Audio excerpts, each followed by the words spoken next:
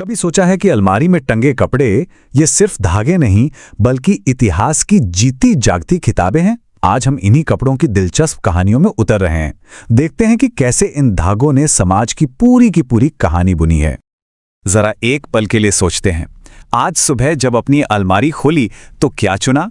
क्या वो बस एक आरामदायक टी शर्ट थी या अनजाने में ही सही दुनिया को कोई संदेश दिया जा रहा था? क्योंकि असल में सदियों से कपड़े सिर्फ तन ढकने के लिए नहीं रहे।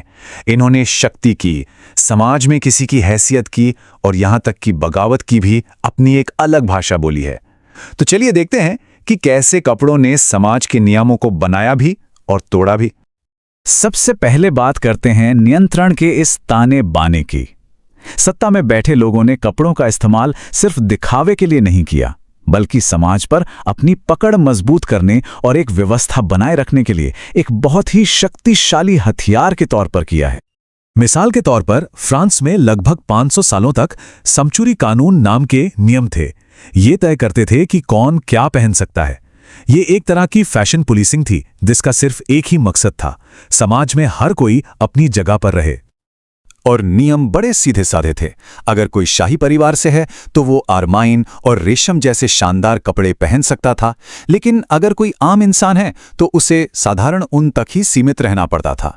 मतलब किसी के कपड़े ही उसकी सामाजिक हैसियत का एक खुला ऐलान थे। लेकिन बात सिर्फ क्लास तक ही सीमित नहीं थी।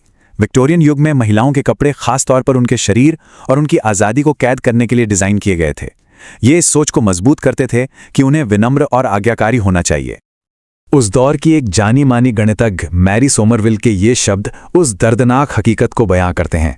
ये सिर्फ कपड़े नहीं थे, ये एक पिंजरा था, एक आदर्श महिला की छवि बनाए रखने के लिए, भले उसकी कीमत शारीरिक पीड़ा क्यों ना हो।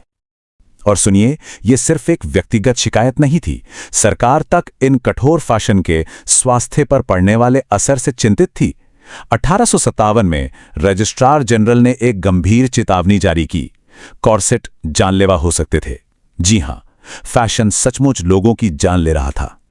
अब कपड़ों के जरिए ये नियंत्रण दुनिया भर में अलग अलग तरीकों से दिखा।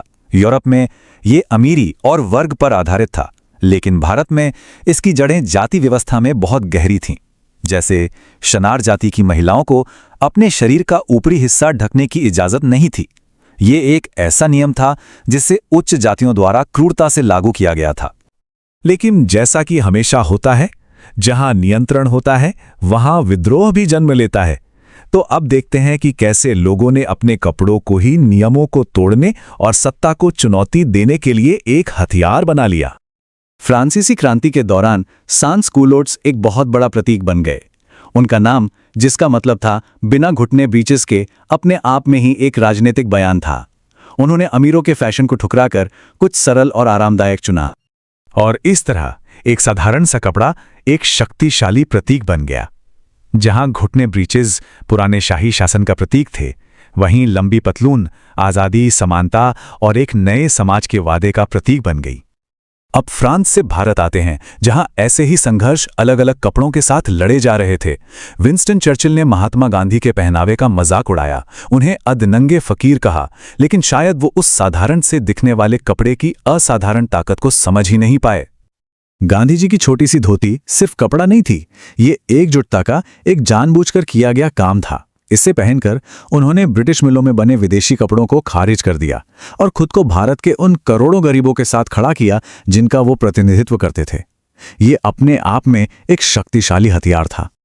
तो औपनिवेशिक भारत में आखिर हुआ क्या जब परंपरा और आधुनिकता की ये दो दुनियाएं टकराईं?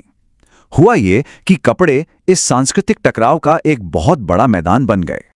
यहां एक साफ साफ दोहरा मापदंड देखने को मिला। भारतीय पुरुषों ने तो काम और सार्वजनिक जीवन के लिए पश्चिमी सूट अपनाना शुरू कर दिया, जिसे तरक्की का प्रतीक माना जाता था। लेकिन महिलाओं से उम्मीद की जाती थी कि वे पारंपरिक भारतीय पोशाक पहनकर परिवार की इज्जत और संस्कृति को बनाए रखेंगी। यहां तक कि साड़ी भी एक बड़े बदलाव से गुजरी।